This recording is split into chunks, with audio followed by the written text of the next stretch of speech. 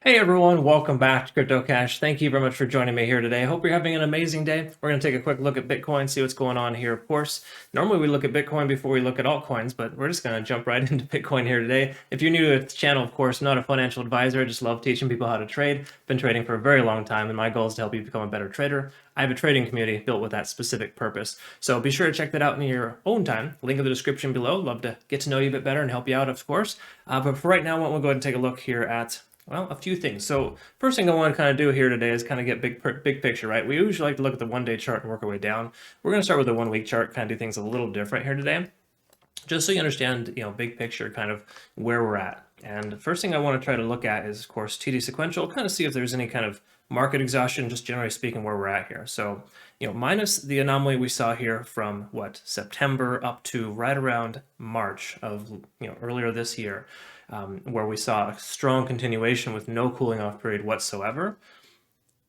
When it's more realistic here in the recent past, we can see a bunch of, up here we got about a 9, but down here we got to a, down to about a 4 and reset up to a 7. So in other words, if you're new to TD sequential, just to clarify, basically just tells us, if the fourth previous candlestick is lower, then it counts up to 9. Once it hits 9, it's a state of exhaustion. It should turn around soon.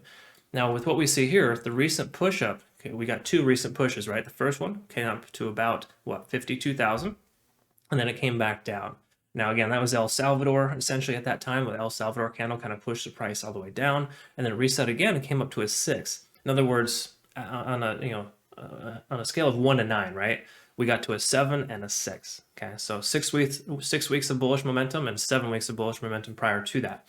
Now we're at 6 weeks of bearish momentum. In other words, we are in week number 6 right now of a bearish continuation to the downside. So that sentiment alone, there's 2 schools of thought here. We could go with the fact that Bitcoin could continue all the way down to a 9 and reset, so we could see 42,000 in the near future and bounce back up off of that, or we could very well see a reset here soon based on the fact that we've seen a 6 and a 7 previously, and that's how these trends continue. In other words, what happens in the past has a tendency of happening in the future with a lot of currency, coins, stocks, ETFs, everything really. All trading has fairly consistent cycles.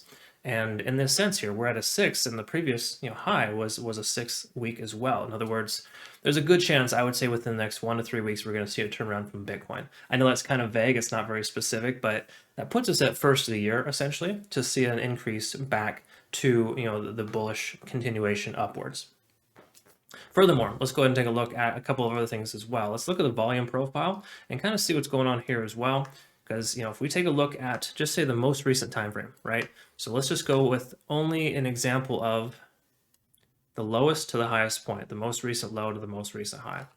In fact, why don't we just go ahead and draw out the little Fibonacci retracement level for that, so you can kind of see where we're at. So if we look at this time frame right here, we see the strongest amount of volume accumulation right where the price is at right now. So what that's doing is that's creating a strong support level.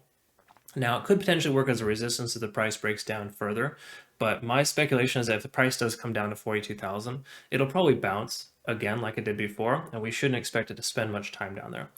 Mostly because of the fact that we have a tremendous amount of volume accumulation, between 40 and 47,000, but most recently, right, again, in the last, just say, this is about 7, sorry, that's more like 5 to 6 months. In the last 5 to 6 months, we've seen the most volume of 46,600. So pretty much right where the price is at is where the most volume is accumulated. So that basically just gives us that nice, I guess, well, I wouldn't say comfort, but it should comfort you in knowing that everyone feels like this is a realistic price range for Bitcoin. In other words, the sentiment is that it's the lowest point, so that's why everyone's trying to add to their position. And that average getting larger is just creating a lot more, I guess you could say, I wouldn't say buying pressure, but it's lowering the amount of selling pressure. So the more often somebody tries to sell below that point, the less likely it's going to go below. So again, it is still very good chance in the next week or two we might see a continuation down to 42,000. It hasn't given us any indication it's going to turn around.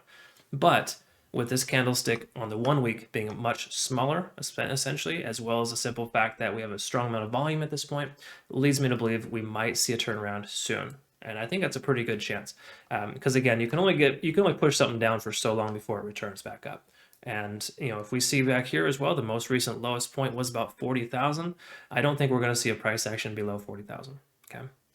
That's kind of what we're looking at there. So why don't we just go ahead and I'll redraw the most recent Fibonacci retracement levels, and we'll go ahead and just kind of pay attention to that here. So just kind of keep that in mind, right? Keep that in the forefront of your memory that, hey, we're nearing the end of a long continuation, and the likelihood of it coming back up is very high. How much higher it will go, it's hard to say, but based on its history, it does very well in December and January, and we're almost done with December already, if that gives you an idea. So I think most of the previous 4-year cycles, so to speak, they're diminishing returns in a sense where it's a completely different ecosystem now than it was before. So we got to realize that, cryptocurrency has evolved tremendously since we first, 2017, 2013.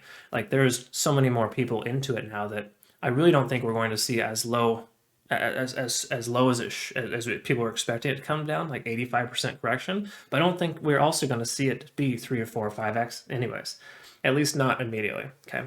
Again, these are just my thoughts based on the current data and real world information, but I could be off. All right. So take it with a grain of salt. Again, I'm not a financial advisor. I just love hopefully helping bring some of these things to your attention.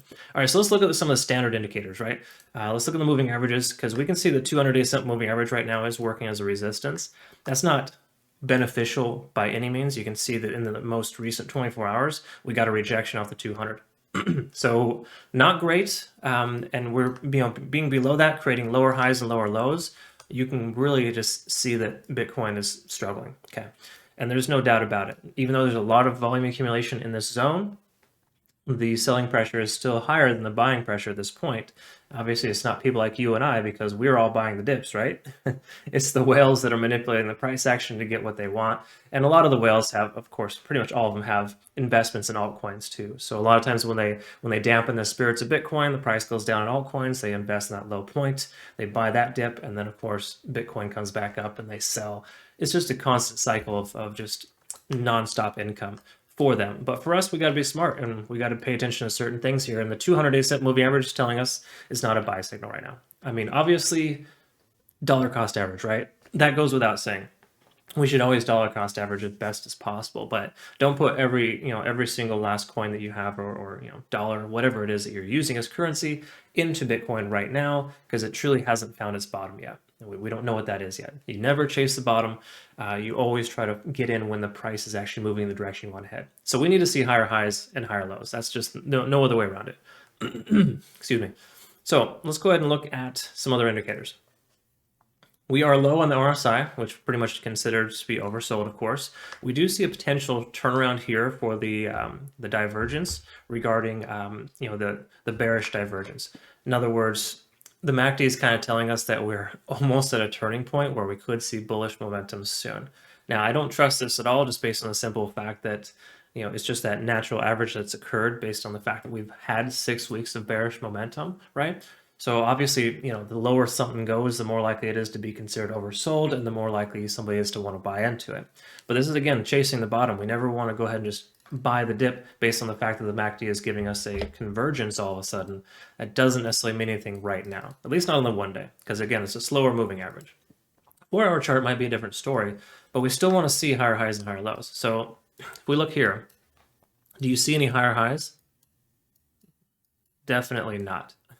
Do we see higher lows? That's negligible, right? It's it's so close that you should pretty much just say that those are lower lows, right? Now, even though it is creating kind of somewhat of a floor, we still can't assure or guarantee that that won't go any lower, right? The key takeaway here is the higher highs are not happening, and that's a big deal. We need to pay attention to that and understand that without higher highs, we're not breaking this trend, and the price just continues to digress. So again, progressing slowly closer to 42,000, a nice slow bleed. It's all well and good. Just gives us a better opportunity to buy more later. But you got to understand too, if you're not dollar cost averaging, you're putting all your money in here, and you're stuck right now, and you don't have any money. Consider this a lesson. A learning experience. I should have set money aside for the next dip. I shouldn't put all my money in at every single point, right?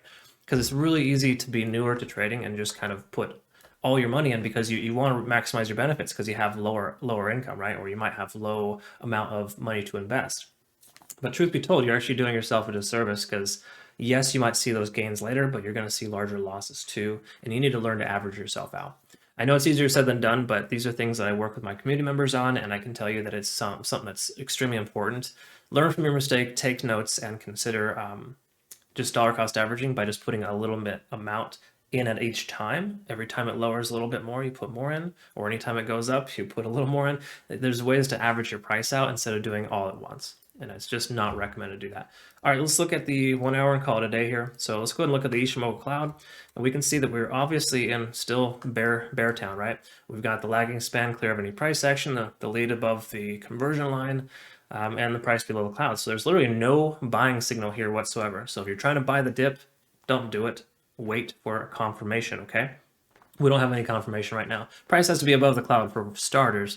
And second to that, of course, we have nothing but short signals right now. In other words, this is telling us that we could open a short position and be fine right now, okay, or keep our short position open. So there's literally nothing that we see here that's positive. TD sequential is going to probably just tell us we got to reset. We did hit a 9 here recently, so that is a potential dip, that you'd maybe want to consider investing in. But if you see it over to a 1 or a 2 right now, that basically just means we might see another 5 to 7 hours worth of continuation to the upside. Again, if that upside does not exceed the previous high, then we're still in a terrible shape. In other words, we need to see it be above 48,000. It's crazy. Every time I review Bitcoin, it's lower and lower every single time.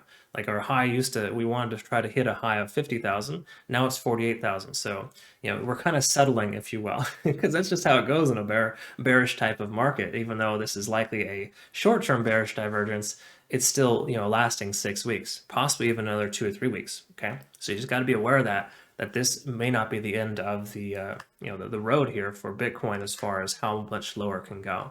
So just note, again, we could see a push to the upside. So unless you're scalping or doing a very short-term swing trade, not recommended to take entry. Just dollar cost average as best you can. I recommend definitely dollar cost averaging into Ethereum and some other coins over Bitcoin at this point. Just based on the return on investment you're going to see, Ethereum is probably still likely a 2 to 3x, and a handful of others are as well. Where Bitcoin, I think we're going to be best case, maybe just say 1.5, 2x would be a better case scenario for Bitcoin. I do not see 6 figures in the near future for Bitcoin. That's just my personal opinion. All right, so that's kind of where we're at for Bitcoin. What else would we want to look at? Really, ultimately, there's not much else we want to look because we've already kind of identified quite a few important factors. So once again, on the 1 week chart, we can tell that we have a significant amount of bearish divergence. We're at a 6 out of potentially 9 weeks worth of bearish continuation. Even though those previous times we've hit a 7 and a 6, we could average out at like 6.5. So this could be the week where we find our bottom, we start to recover. Okay. My personal opinion is the fact that it's the last week or 2 of the year. We're probably not going to see a strong ramp up based on the simple fact that last week of any year is typically pretty low. There's more selling pressure based on the fact that people are taking their profits for tax purposes, etc. There's a lot of reasons for it, but the end of the year, the last couple of weeks of the trading year, you could say, are traditionally red. So I'm not speculating we're going to see a strong recovery, but TD sequential is telling us we're getting close to a state of exhaustion. So again, we could see 42,000 in the next couple of weeks. That's very likely. But if we do, just know it should not go much lower because that is pretty much the floor rate. We've got a tremendous amount of volume between 40 and 47,000, and those are all complementing factors right now.